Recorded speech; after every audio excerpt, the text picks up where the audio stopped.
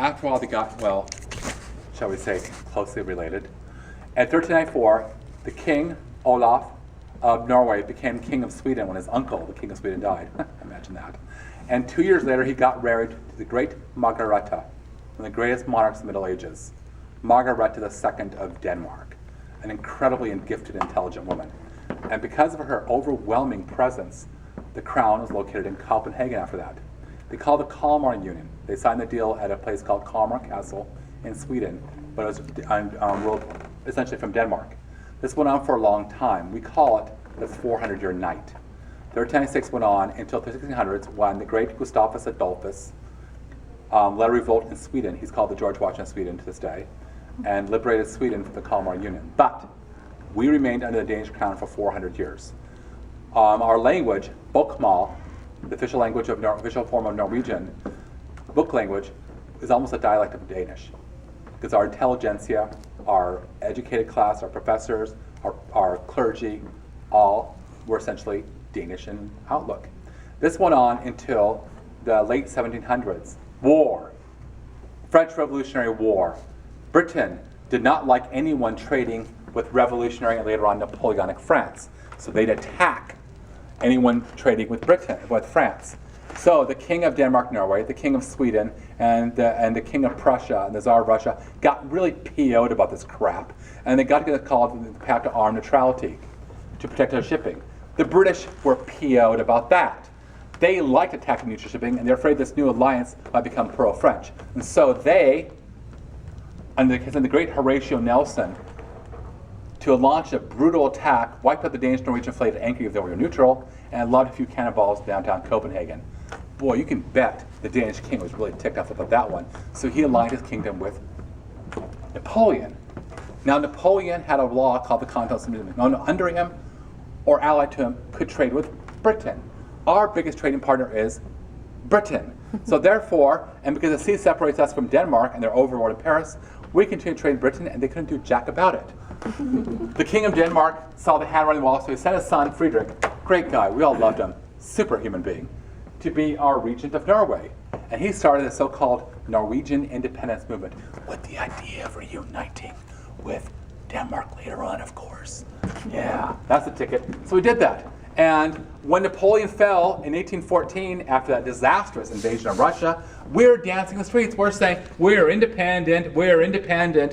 And after 40 years of foreign rule, we felt really good. We got together, and wrote our own constitution at Eidsvoll, May 17, 1814. It is for Norwegians what 4th of July, 1776 is for Americans. We thought we were independent. We were wrong. We've been given to the Swedes. How the hell did that happen?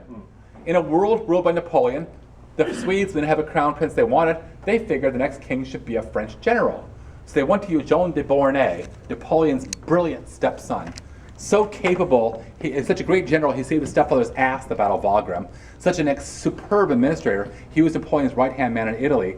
And he was married to a Wittelsbach, and he was so loyal to Napoleon that when Napoleon divorced his mother, Josephine, it was Eugène who made the motion in the Imperial Senate to prove it. Wow, that's amazing. So they said to Eugène, hey, Eugène, how about to become king of Sweden? He said, oh, that sounds good. What do I have to do? He said, oh, not much. You just have to become Lutheran, because Lutheran is the state church of Sweden. He said, oh, no, can't do. Born a good Catholic, raised a Catholic, I'm gonna die a good Catholic. Oh, you can be a Catholic in private, it's gotta be Lutheran in public. Oh, not gonna do it. Damn. So they went to Bernadotte, who had beaten the Swedes in previous battles during a previous war, and they said, hey, Bernadotte, how about you become king of Sweden? He said, oh, that sounds great. What do I have to do? Become Lutheran. Oh, no problem. Now, he and Napoleon were kind of family because his wife, Bernadotte's wife, was the sister of the wife of Napoleon's brother Joseph, which by Corsican standards makes you brother and sister. But he and Napoleon didn't see eye to eye. And so Napoleon let him do it anyway, because Napoleon was really easygoing with this kind of thing. And he became a big crown prince of Sweden. So when Napoleon invaded Russia, he said, Bernadotte, hey, you help me against Russia, I'll give you Finland when the war is over. He said, oh, that sounds good. Great, I am all in favor of that. And that's when the British and the Russians said, hey, Bernadotte, you help us against Napoleon, we'll give you Norway when the war is over. He said, oh, that's even better. Guess what happened? He did. He aligned his kingdom with, even though his wife and children were in Paris, Napoleon never touched them. He led his armies in a battle against Napoleon. Napoleon was so easygoing about it. He did not move against his wife or children. He said, I need to get more money for my wife. He said, sure. And I have back pay owed to me. Napoleon said, sure. He even made sure they had enough money while they were in Paris.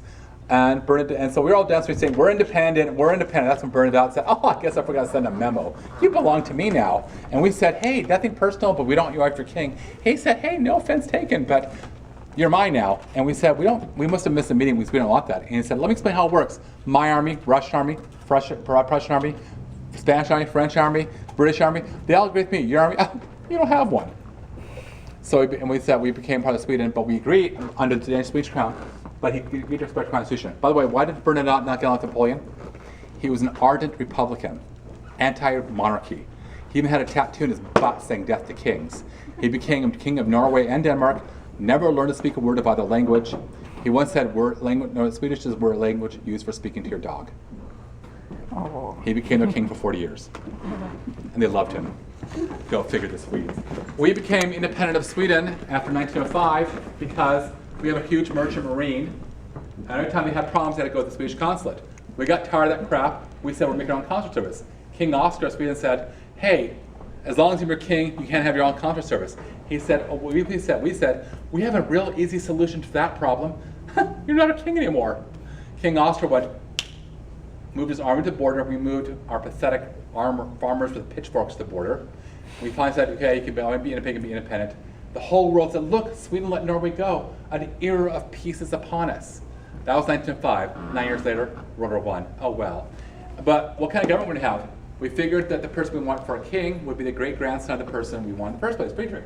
So we said to King Karl of Denmark, Prince Karl of Denmark, hey, we want you to be our king. And he said, I don't know if you really want monarchy. You have to have a vote on it. We had a vote about what kind of vote we had. Overall majority voted in favor of monarchy. That's the Norwegian coat of arms. Danish Prince Karl became Norwegian King Håkon. And he was so popular that when he was during the German invasion, he fled. Everyone welcomed him back. Everyone of a certain age in Norway knows what they're doing the day the king came back after 5 years exile, June 5th, 1945. And the famous picture is him waving from the ship as he came return home. And that's the story of this. By the way, this is Norris Hall. That is over there. That's the Portland Bonnet building. That was the last building built in Portland before World War II when they put a moratorium on building supplies in Portland.